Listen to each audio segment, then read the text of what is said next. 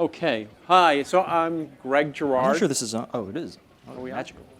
Greg Girard with IDC Retail Insights. How do you do? We're a retail. I'm focused on retail, information, technology, market research, and advisory firm. We've been around for 52 years.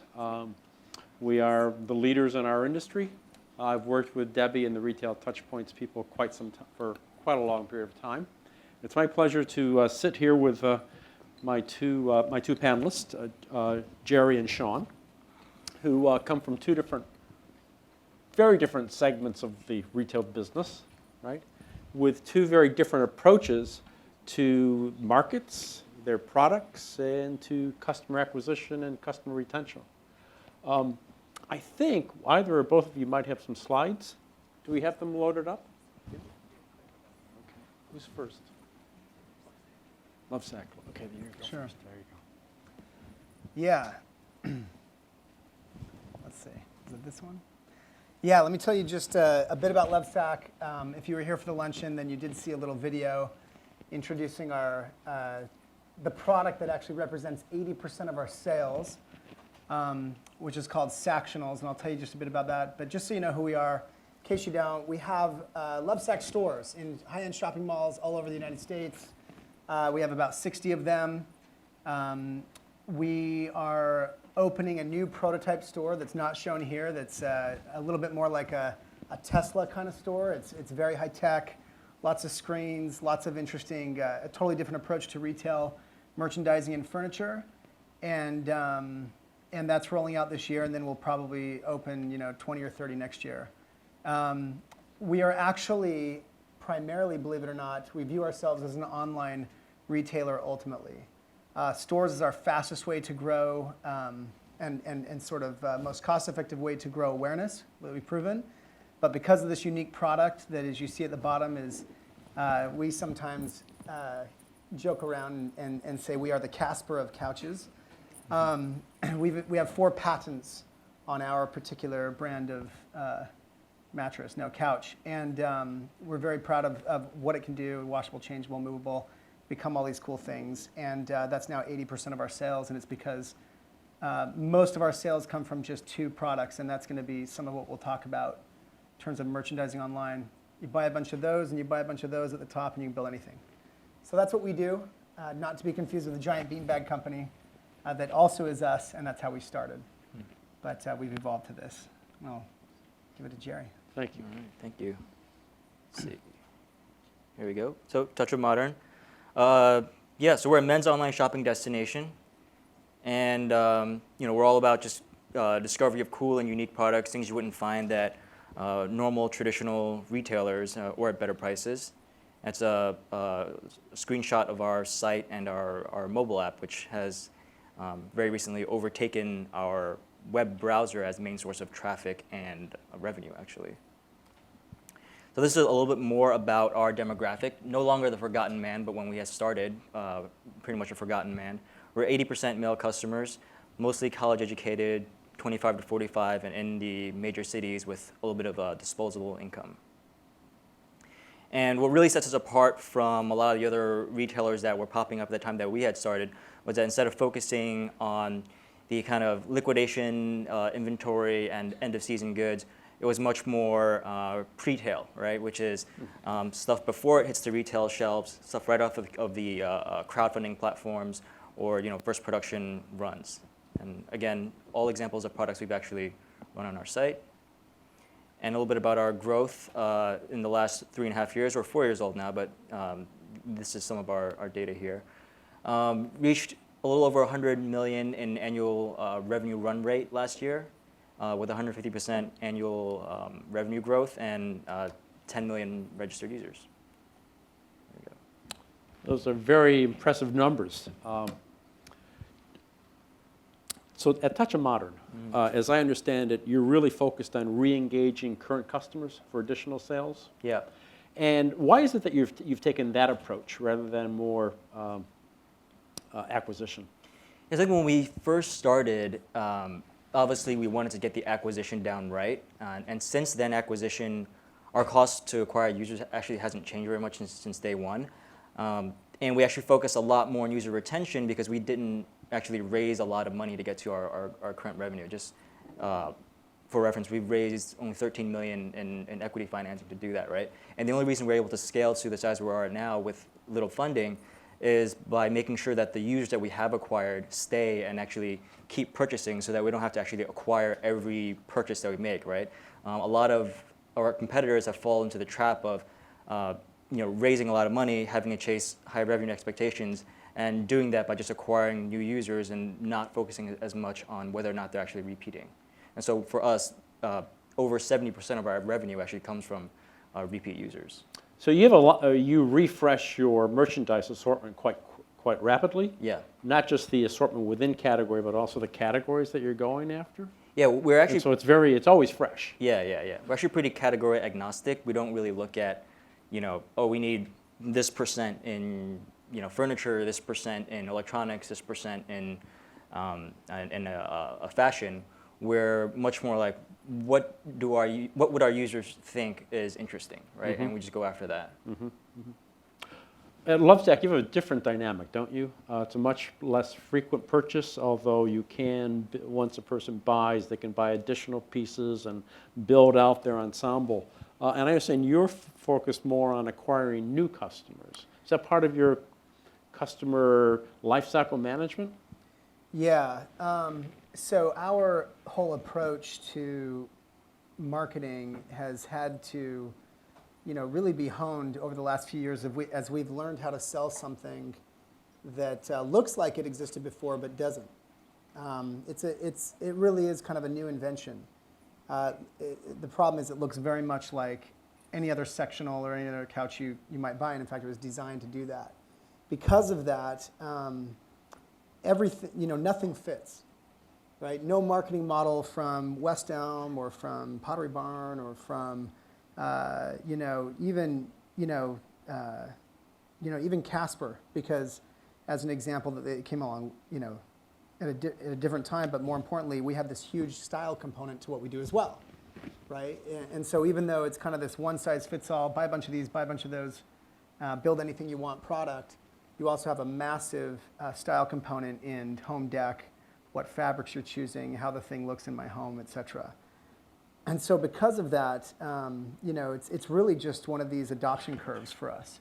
And as obvious as that may seem now, the classic adoption curve, you have your early adopters and whatnot. And we realize that even though Lovesac's been around quite a while, and even though this invention's been around quite a while, it's taken us so long to learn how to sell mostly couches out of what were originally beanbag stores, and then learn how to get good at that. And to be honest with you, I feel like we're only getting good at that now. And then also figure out how to do the same online, where someone purchasing one of our products, anything else they buy, they purchase it, it's a SKU, it's an item. If you purchased a sectional from us, it might be 27 items, right? It might be 13 of these, 13 of those, and the covers to go with it or whatever. So it's a bit of a project. It's just a very different way to retail. And so because of that, it's sort of been a recent revelation that our big thing is just pure adoption. And in the adoption curve, we are still in the early adopter phase, even though we're 60 stores in, and the product's been around for quite a while. And so we actually spent a number of years focusing on, repeat and referral and whatnot. Two different things, but repeat business, and even though we're trying not to take our eye off that ball because we have a pretty big established user base, I guess what I'm, to sum it up, it's been really a matter of choosing the right strategy for the underpinnings of our business, which we had to finally realize is quite unique. And any other model we tried on or we tried to copy really didn't work for us. What's your level of adoption? Are you in a market that's an early adopting market? Yeah, or definitely. A pretty mature market? Most of our users, most of our products are in the kind of beginning of their product life cycle, right? Meaning they're the pre-tailing idea. Yeah, right. So, kind of by definition, most of these things are not things that people have heard of. We have to kind of tell that story and make it an enticing product. In fact, not to blow up your spot, but we've actually worked together. On our site, and the reason why we were drawn to that product was if it really fits our demographic, right? If you think about an urban male who may buy a sectional, it's not the person that may buy a sectional 10 years ago, right? It's not a big suburban home. They're looking at how do I get a sectional into an urban space, and also in a space that I may change in 3 or 4 years, right? Because I'm in a city, I'm moving around a lot. How do you do that when you have a huge sectional that you can't reconfigure, right? When you have something pretty small like that and that breaks down into different chunks, you actually can do that, right? And we found that to be interesting, and when we told that story on our site, it was pretty successful. Is telling a story an important part of what your business is? Oh yeah, it's huge. I mean, we always say that we're not really selling products as much as we're selling stories. How about yourself, Shawn? Yeah. Are you telling a story, a lifestyle message? Not so much. We're telling every lifestyle message, which is one of the biggest challenges of our product. It's a chameleon. And so it's super challenging because so much established marketing is around, having a particular story, having a particular aesthetic, particularly in our category, and really, pulling the people that resonates with. But again, our product is meant to be a chameleon. It can go from looking very traditional to very modern, depending on how you configure it and what fabrics you choose, and that's what makes it awesome. So the story that we're telling is a very unique story about a product that looks like something that you assume you know what it does, but it doesn't. And believe it or not, we're still, I think, kind of bad at it. We're getting better in real time. On the web, we have a huge refresh coming up. And in our stores as well. And it's very strange to me that it's taken us this long to figure it out. But it really is all about story. And it's just we have a very unique story that is not really analogous to most of our competitors, if you will, people selling other sectionals. What I'm getting from both of you is that your story is really your customer's story.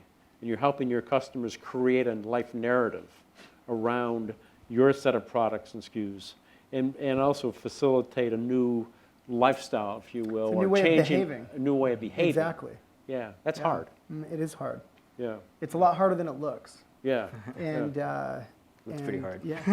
And you've also talked about how it's difficult to learn that with your own associates in your stores because there's no model to follow.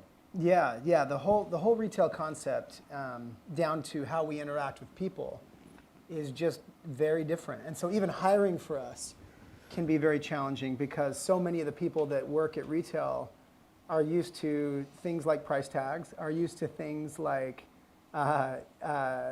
people understand, like when you walk in and you see a shirt, it's a shirt.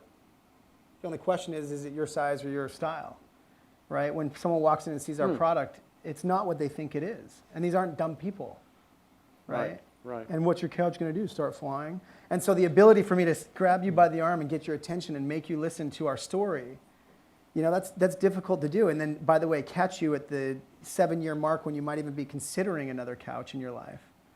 That's luck.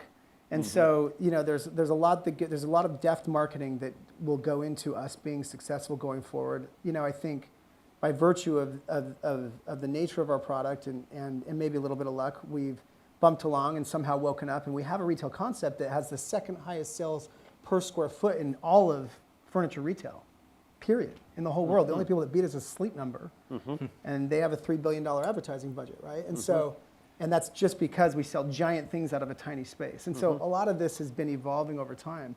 And to be honest, it's almost like having like this tiger by the tail that we invented and patented, and now we're trying to figure out how to sell it in real time while we're open for business. Yeah. So I wish I could tell you a more elegant story, but that's the truth. You have any advice for him? No, I mean, I'll point out that it's interesting that both of us understand to a level what your product is, and you sell your product. Obviously, we would sell your product, and we have. But our approaches to business is pretty different. I guess like advice for folks out there, and even drawing from the previous panel, the importance of user acquisition versus user retention really depends on how your product fits into the user's life, right? So, for example, you're saying, how often you buy a piece of furniture, you're lucky if you hit them at that exact time 7 years later, right? For us, it's very different. We're we're selling your product, but we're also selling a ton of other products. And our users are coming back because they're looking for a fresh assortment every day, whereas yours probably doesn't change all that often, right? Right. And, you got to kind of do R&D and come up with a new product for it to change. Exactly. In fact, you know, we're a strange model because what we were selling, you know, 5 years ago, we'll be selling this exact same thing by nature of what it is. We have to. Yeah, Because if yeah, you bought it, we want you to be able to come back and be like, you know, I want a few more pieces I want to add in. So I'm almost like chained to selling the same thing for a very long time. And yes, we introduce new elements and new innovations on that. And so look, I don't want to go on about what Lovesac is because it's not necessarily relevant to many people in the room. But I think for me, the big aha, and it's like, here's what's embarrassing. Let me give you an example. This new store concept that we're about to launch, right? Our big innovation, right? Drum roll in retail, you ready? Our big innovation is window displays. Now, what I mean by that is, you know, for years, once we invented this couch thing, we kind of did what best practices were, and we got into bowls and birds and baskets and pussy willows and whatever, and we tried to attract the female consumer as she wandered through the mall, and we're across the hall from West Elm or Pottery Barn, because that's what you do, and that's what you benchmark, and that's what you learn from the people that you're competing with, until one day you wake up and realize that that's not even what we're doing, and that's not why anybody buys this thing, right? And so we've stripped all that out. We really only sell, we have a bunch of other things, but we really focus on couches and our giant bean bags. And now we have a storefront that explodes that couch, brings it to life with technology, and shows it off in the window, maybe a little bit more like Sleep Number. And it's weird that it took us that long to realize. So what I'm trying to get to is, I think the key is, if you don't have a very clear vision of what strategy you should have, you're going to have a very hard time succeeding. And I think in my own experience, you know, I've made that mistake. You know, I think we've been off strategy, not even recognizing, like you were, you know, from the time that you launched Touch of Modern, where you did it right was, you know, you had a very clear strategy that went counter to what was going on, and you recognized that from the beginning. And I guess it took us a while to figure that out. Well, we only did that because we're kind of outsiders, right? We weren't in retail. We're three of us were coders. One guy was a finance guy. It's awesome. I want to segue over to metrics in a second, but before we do, I've just got a late-breaking announcement for y'all. That Best Friends Day is coming up. It's June 8th. I Googled it during the last session, in case any of you want to pivot a marketing program on Best Friends Day. So, Jerry, could we talk about metrics for a while? Sure. You guys were coders, and so you're probably oriented to metrics and data and so forth. How do you know you're doing your business is working well? What kind of key metrics are you looking at? Well, you know, I said earlier, user retention is just huge for us, right? Looking at competitors out there, we know that to get to an enormous scale, eventually your user acquisition costs will rise. We haven't really seen that yet, but you know, in the grand scheme of things, we're still pretty small. And so we have to make sure that by the time it gets to the point where the user acquisition costs are high, that our existing customers are repeating and still taking up a bulk, making up a bulk of that revenue. So that's really important. All the other metrics really kind of boil up into that thing, and that's the thing that we kind of have our eye on as the number one priority. Cost per acquisition. No, user retention. User retention. Yeah, Okay. yeah. Cost per acquisition, we kind of make sure that, all right, everything looks stable, it's not Is going it also in the wrong lifetime direction. LTV, lifetime value? Right. Right, So lifetime value, user retention, they all kind of, Cohere yeah, together. yeah. Right. and then also margin is also really important for us because, you know, 1% of margin is actually, you know, a really, really big deal. It doesn't sound like a whole lot when you're comparing it to all these other big numbers that you got going on, but at the end of the day, you know, after all your costs and, you know, whatever, if you have promotions and your marketing dollars, that 1% is essentially it's free cash if you can get it. Right. How about metrics for you? You know, it's unique. It's unique inside of an omni-channel business. So Lovesac is a true omni-channel business, right? We don't care if you buy it online. You could be sitting in one of our stores and buy it on your mobile device. Same price. It can be shipped to you. It can be delivered. Or by the way, you can pull your car around. We'll load it in. Out of a tiny store, out of 800 square feet, right? And so truly omni-channel retailer. And so what's interesting about a lot of our metrics is the metrics are only relative to the strategy, right? Like, so e-com as an example for us is 20% of our sales, which for a furniture concept, if you want to call us that, is really high. Yeah, right. Right? For a non-pure play, Right. a furniture retailer, that's really high. But ironically, where should it be? You know, and we can pretty much control that. Like, what I'm trying to get at is, for instance, do we want our website to do a great job educating you and push you to a store so you can go sit on it? Or do we want our website to try and transact right there in the moment? And depending on where you are geographically, the answer might be different. And that can be a very difficult thing to wrestle with. And so depending on just what our strategy is, will drastically affect the metrics, particularly online. You know, and so you know, another interesting metric for us is average order value, right? Like when you're selling, our typical Sactional sells around $3,000. But online, we get a lot of onesie twosies because once you own this product, you may have bought it at a store, but now you get it. And if you just need you need an ottoman or you need to add an extra piece on, okay, you just pop online, buy an extra piece, and that drastically affects the average order value online versus in the stores. And there's just these different behavior across channels. And then, of course, it's further polluted by our, you know, selling Lovesacs versus Sactionals. And then, by the way, blankets and other cool things that we sell that pull it down. And so, and we want to grow those businesses as well in a way. And so, you know, it must tie back to your strategy. And so a discussion about metrics without knowing what the strategy, you know, just say, oh, we're driving average order value up, has no meaning unless that's a good thing. And it may not be. Right. Because what may endear us to more people and in fact open the aperture to just sell to a broader base may be, ironically, selling a ton of our very clever foot-pocketed blankets. And it's sort of the gateway drug into the beanbag world and then into the couch world. And so, you know, increasing frequency of purchase, increasing the breadth of products that they purchase, might also be indicators of an opportunity to grow sales for an existing customer. That's exactly right. And then there are existing customers. Exactly. And so a discussion of metrics is only relevant if you're very clear on your strategy. And particularly it's complicated when you're in a truly omni-channel environment, because they have, you know, what the stores do and how they behave, and what the web does and how it behaves, or how it's architected, has such a drastic impact on a business like ours. Let's flip it around now to customer feedback, right? Our conversation so far has primarily been about how you're communicating out to your customers and how you're measuring that. But whether or not you're curating an assortment that's a pre-tailing assortment brought in from somebody else, or you're in an area where you have a long life cycle product, but you're probably innovating around fabrics and so forth, and maybe some of the accessories. How are you bringing customer insight, say, into your area first, around how you curate an assortment? And so, you know, we kind of treat every day as an opportunity to have a conversation with our customers, right? We send them an assortment. You know, they tell us what they like and what they don't like, and then the next day we go and refine and build off of that. You know, if it does well, what else might do well? If it does poorly, like, why did it do poorly? And so, you know, what we look like now. Are you taking any inventory risk with your stuff? Very little, very minimal. So you do have the freedom to. Yeah, we have the freedom to do that.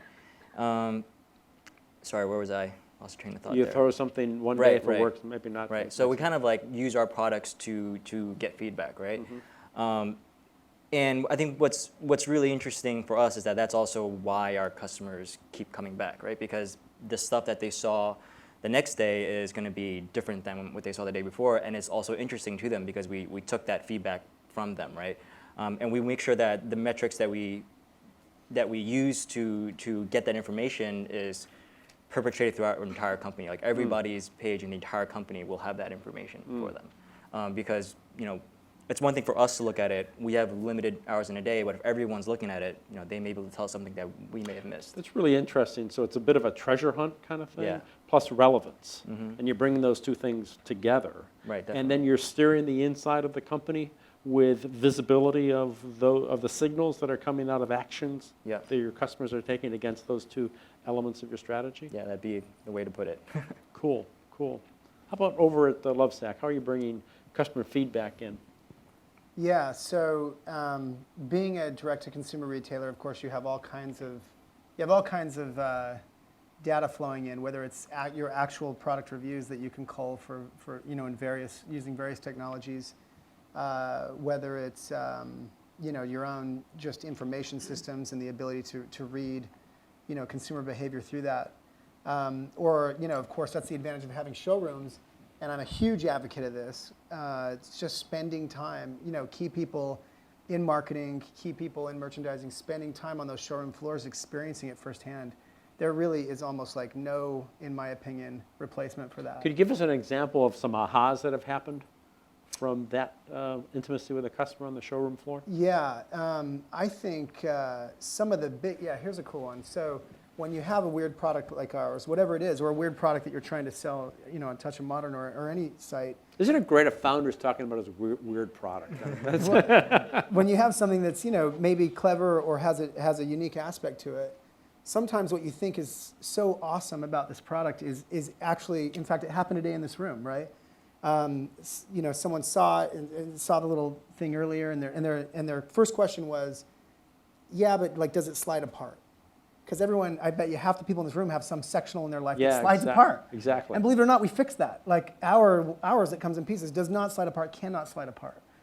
And unintentionally, when we present it through picture, through video, through a poster or even in person, we may have implanted in someone's brain a doubt, right, about our product unintentionally. And Didn't one of your pictures show little pegs? Yeah. With three of them on the bar. That's right. Where they fit together. Yeah, how it goes together. But when we show that, it's not just that one. We may be we tell you it's washable. Yeah, but it'll shrink. Oh, we tell you you can pop it together. Yeah, but it's probably flimsy. Oh, we tell you can get it home in a box. Yeah, it's probably like IKEA. None of those things are true. And we call those the yeah buts. And the yeah buts are often discovered on the store floor, right? Because they're subtle and often doesn't come out of the consumer's mouth. But one other key piece for us, and a very key piece, is focus groups. Good old-fashioned, qualitative research, getting people and really digging and really listening, and that can be hours and hours and hours. So you must have to have a good, somewhat formalized mechanism to bring those learnings back into your leadership team, so that the real insights aren't lost, and you can then you've got to act on them. There must be a cycle there that you're. We definitely are in that cycle, and we definitely are not that good at it yet. We are trying to become good at it. Yeah, it's very challenging because, by the way, then you have turnover at any level of the organization, and institutional knowledge is lost. And so, again, I don't know how much of what I'm saying is relevant to the room because we have a very unique situation. But well, let's ask. Is it relevant? Yeah. Okay. I think we got a good enough point of view. Yeah, it is. It is relevant. It is relevant. Yeah. So it feeds into customer retention, right? So some metrics that come off of that. What are some of the key metrics that you're looking at from what you're learning off the showroom floor that help drive your customer acquisition strategy? Anything that fits together there? Well, how we shape our offers or how we shape, how we market this comes back from, like we think it's neat that you can change the covers and stuff, but do people actually do that? And then, of course, through, our own data, we discover that, we sell already 20, 25% more covers than we do pieces. So yes, it's happening. But then being able to dig down and find out why it's happening. Is it happening because people are tired of it? Is it happening at initial purchase, which is very rare? And so the ability to have enough detailed data and information systems, and frankly, an ERP and CRM that's robust enough to do that is something that we've been challenged with for a very long time. And so, I think everyone in this room is probably in the middle of some kind of ERP transition, right? Some kind of system changeover, whether it's the CRM or some component of it.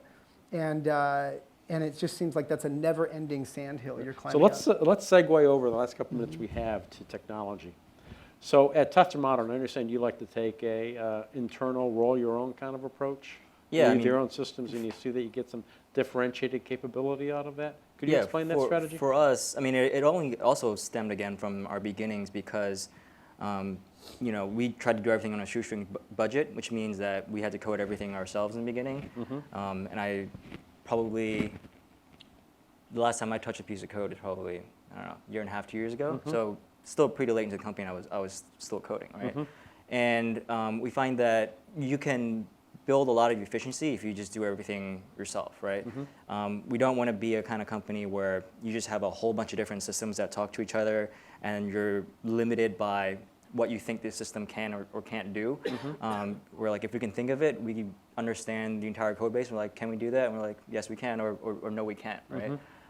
Also, we know that our business is pretty unique, and so we can actually custom build a lot of things for ourselves where there actually may not be an off-the-shelf solution out there. What might be an example of that? One good example is our shipping, right? Because we do things in these batches, we have a system where we can actually automate a whole lot of things that traditional pick and pack shippers can't do, right? Because we pretty much get a pallet, it's all almost the same thing, and we can kind of line up 5,000 boxes, fill them all, pack them all, and ship them out, right?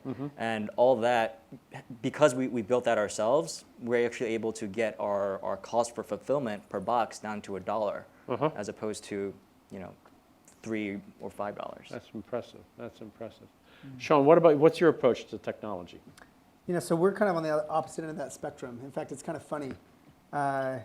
In terms of e-com, we have an e-commerce business that's not huge, but it's probably $15 million this year, and we have one programmer in our whole company pretty much. And and that's new, by the way, this year. It's all been third party. Lots of off-the-shelf solutions, then modified to kind of fit together, but very bleeding Configured, edge. they like this. Correct, but very bleeding edge. And so we have an ERP system that's way outsized for our organization. We got on it 3 years ago. We're still not even good at really optimizing it, but we try to get really on the leading edge of stuff. But did you do that to facilitate a growth strategy you're fulfilling, or? Yeah, I mean, we expect Lovesac to get bigger. really huge really fast, and so Yeah. absolutely, you got to be way ahead of those curves. If you got to obviously skate where the puck is going, as they say. But we've taken definitely a third-party approach to almost everything from hosting to fulfillment, all 3PD. Has that held you captive to their development strategies or to what the products can do, and constrained you from your ability to innovate as fast as you'd like to? Yeah, I think that to some degree you could argue it's been the wrong strategy because we have such a unique product, and so nothing again fits. Like, in fact, as a good example in the room, we're on NetSuite, and we're about to roll out. We're one of NetSuite's first users of their POS system, their mobile POS system. So we're moving to a total mobile POS. It'll be iPad based, and honestly, the way it came out of the box just would not work for us. And so luckily, we're early enough. That's one of the blessings of being on the bleeding edge is we've very politely and aggressively pushed them to develop things, with their technology to suit us. Yep. Where an established POS system we wouldn't have been able to do that with, and so there's obviously downside with that as well. But that's something that that's just how we are. That's how we've chosen to go. Got a couple minutes left. Let's see if there's questions from the audience. We got one in the back there. Question for Gary. Yeah. So I'm just kind of curious, how you think about or what you've learned about forecasting in a business where business is built on stories versus I bought 5,000 units and I got to like. I think it's a very interesting retail model. So many merchants are just, what do I negotiate? How do I move it? How do I replenish? And your model is very different from that. And I'm just kind of like, I don't know what you can share about how you guys think about it. What's your revenue going to be in September, as an example? Like, what have you learned? It's a different way of retail. Yeah, so one thing you got to pay attention to is that as your business is growing and maturing, the mix of your user segments is gonna differ. For example, when we first started, obviously most of the users are new, right? Later on, most of the users are returning users or repeating users, and so understanding the difference of behavior of like how does a repeat user behave versus how does a new user behave, what does a repeat user want, and what does a new user want, will help you guide your forecasting, right? And also can steer the company in a lot of ways. For example, one of the things that we're looking at is, how do you create a experience for the VIP customers? Because we've also seen that, 15% of our revenue comes from people that have actually purchased 10 times or more, right? So that's a very different user than someone who's just starting out with a brand. Over here? Jerry, question for you also. Big fan of Touch of Modern. Thanks. Really cool stuff on there. Love it. Like, middle of the day, big break for the mind. Like, what is that? It's crazy. Yeah.